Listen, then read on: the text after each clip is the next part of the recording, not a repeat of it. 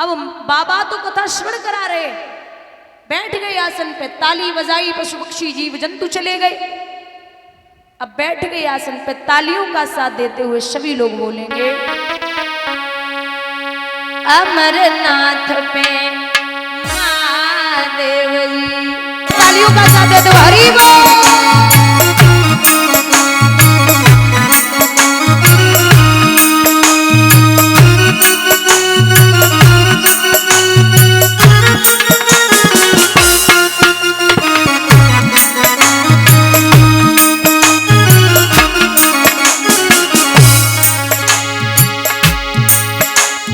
भोलेनाथ शंकर ने गौरा को कथा सुनाई,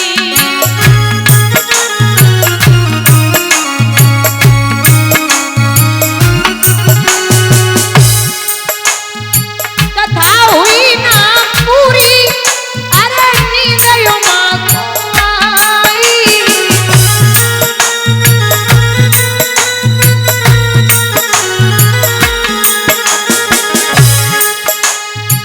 बोले मामा समझ न पाए,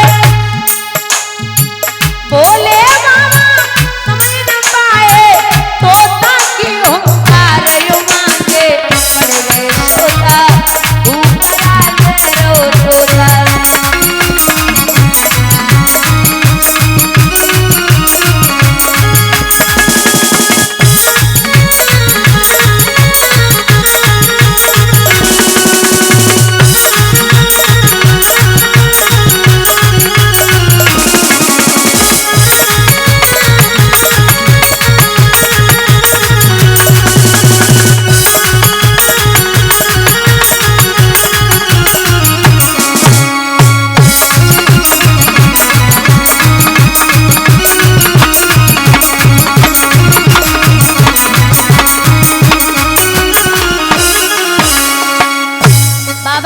सुना रे, मैया सो गई। आधी कथा सुनी है हमने, आधी हुई गई वे तारे मांगे, पड़ गए तोता भूतरा दे रो तोता।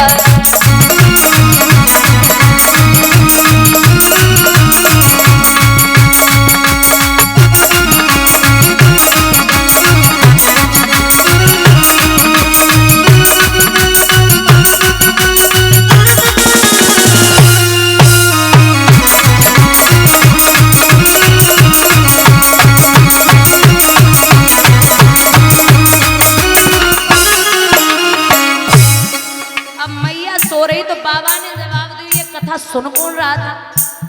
चारों तरफ निगाह डाली, एक सुख, सुख माने तोता, एक सुख ऊपर वृक्ष पे बैठा बच्चा छोटा सा। बाबा ने जो निगाह डाली वो ये, अब तोता इतनी जल्दी वहां से भागा, इतनी जल्दी भागा, तोता आगे आगे, बाबा पीछे पीछे।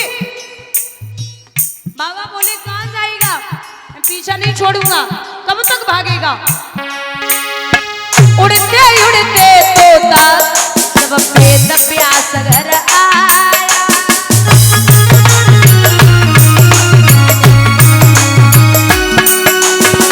प्यास की पत्नी गर्भ में वो तोता जाए समाया।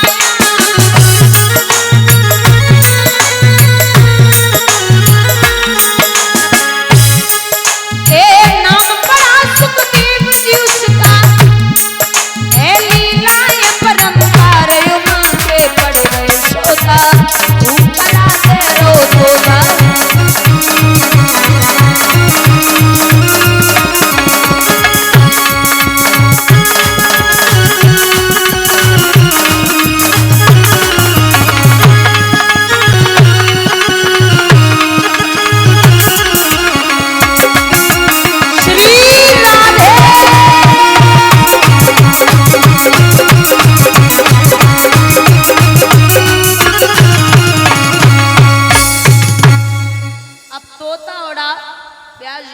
ऊपर टेपे। अचानक जमाई आई, हवा के रूप में वो पेट में प्रवेश कर गया। महाराज ब्यास जी के घर पे पीछे पीछे, रो ब्यास जी, अरे ओ ब्यास जी। बोले क्या हुआ? बोले हमारे यहाँ से एक चोर चोरी करके आया है। व्यास जी बोले इतने बड़े धनवान कबते है सो डकैती बच जावेगी, कैलाश पर्वत पे खावे को तो दाने ना है, तुम इधर आए हो, चलो जाओ। बोले तुम्हारी पत्नी के गर्भ में है। तो अब बोले गर्भ में है तब कैसे मार सकते हो? और फिर भी बोले अमर कथा सुन के आया है। बोले तो अब तो अमर हो गया। बोले 9 महीने 9 दिन के बाद बच्चा पैदा होता है।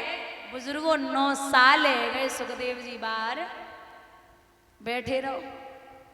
10, 11, 12 साल के बाद बाहर आए तो जब बच्चा गर्भ से बाहर आता है तो रोता है, माँ बाप को देखेगा, लेकिन न तो वो रोए ना किसी को देखा और सीधे बन के लिए चले गए।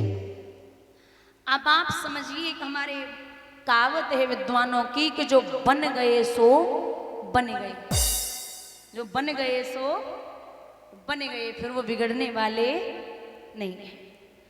सुखदेव जी अवस्था कुछ विद्वान कहते कि 12 की है, कुछ कहते 16 की है।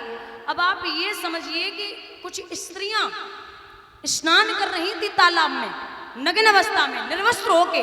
अब 16 साल का बच्चा निकल जाए, 16 साल का व्यक्ति तो समझदार होता है। स्त्रियां निर्वस्त्र थी, वस्त्र नहीं पहने, और महात्मा भी अनंग, एकदम अनंग थे, दिगंबर, वो भी नग्न अवस्था में और स्त्रियां भी नग्न अवस्था में। महाराज सीधे निकल गए, उनके पीछे भी आशी, अरे बेटा, अरे पुत्र, हे बेटा। स्त्रियों ने इतनी जल्दी कपड़े पहने, बोले काका आ रहे हैं।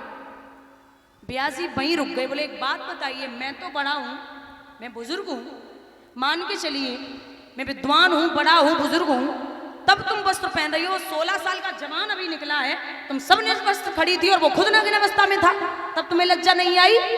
तो स्त्रियां हाथ जोड़ के बोली, व्यास जी आप हमें बता रहे हो कि अनंग था?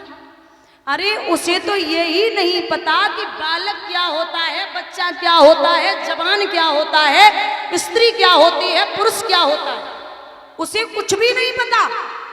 बोले क्यों? बोला इतने बड़े विद्वान हैं, वो साक्षात ब्रह्म की बराबरी करने वाले हैं, उन्हें स्त्री पुरुष से कोई लेना देना नहीं, और ना ही उन्होंने मुझे देखा। वो तो मेरे लिए अगर समझो बालक हैं तो बालक हैं, पिता है तो पिता है, पुत्र हैं तो पुत्र हैं, उन्होंने किसी को देखा ही नहीं। और उनके यहाँ स्त्री पुरुष का भेदभाव है ही नहीं, कोई उनके सामने से नग्न अवस्था में निकल जाए फिर भी उन्हें फर्क नहीं पड़ता, वो ऐसा महात्मा है। अब व्यासी फिर भागे तो पशु पक्षी जीव जंतु कहने लगे ये कितनी बार आपका बेटा हुआ, कितनी बार आप इसके पिता हुए, ऐसे न रोएं। लौटे, सुखदेव जी के यहाँ 4 शिष्य भेजे, वो लौटा के लाए। महाराज यहाँ परीक्षित जी जहाँ बैठे थे 88,000 ऋषियों में, वहीं पर पहुँचना हुआ सुखदेव जी का। अब आप एक बात याद रखिए कि चाहे वक्ता हो चाहे विद्वान हो, चाहे वक्ता हो या विद्वान हो, आपसे उम्र में चाहे छोटा हो या बड़ा हो, आपको उसे झुक के प्रणाम करना पड़ेगा। क्योंकि जब श्री सुखदेव जी प्रवेश किए सभा में तो 88,000 ऋषि बुजुर्गों वो तो खड़े हुए, वो मान लो, और परीक्षित जी ने सम्मान किया वो भी छोड़ो, लेकिन जो सुखदेव जी के पिता हैं व्यास जी, वो अपने बेटे के सम्मान के लिए खड़े हो गए। और सम्मान घर से शुरू होता है, जब तक घर वाले सम्मान नहीं देना शुरू करेंगे तब तक ना पड़ोसी और ना बाहर वाले कोई भी नहीं देता।